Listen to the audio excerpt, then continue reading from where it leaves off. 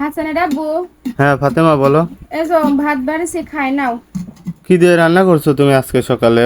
রান্না করেছি যে অল্প করে ঢ্যাঁড়স ছিল, ওই ঢ্যাঁড়সে যে ভর্তা করেছি। সকালের খাবার শুধু ধারাস এইটুকু ভর্তা দিয়ে কি খাওয়া হবে?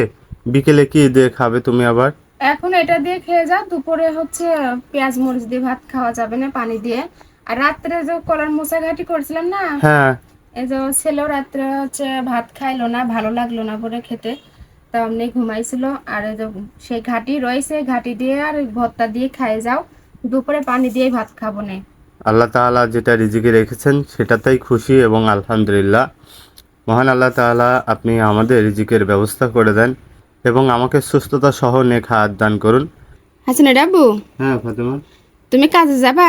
হ্যাঁ ফাতেমা, ইনশাআল্লাহ আজকে আমি কাজে যাব। তো কাজেতে না আসার সময় কটা বাজার করে নিয়ে আসবা, হ্যাঁ? কাঁচা তরকারি কিনে নিয়ে আসবা, ঘরে কাঁচা তরকারি ফুরায়ে গেছে। আর হচ্ছে রাতের বাজার করে নিয়ে আসবা, তারপর রান্না করব। যেভাবে হোক আসার সময় কটা বাজার করে নিয়ে আসবা। ঠিক আছে ফাতেমা, কাজ থেকে বাড়ি ফেরার সময় আমি বাজার করে নিয়ে আসব। আমার ভালোবাসার ভাই ও বোনেরা অবশ্যই আমাদের ভিডিওগুলো লাইক শেয়ার করে আমাদের পাশে থাকবেন।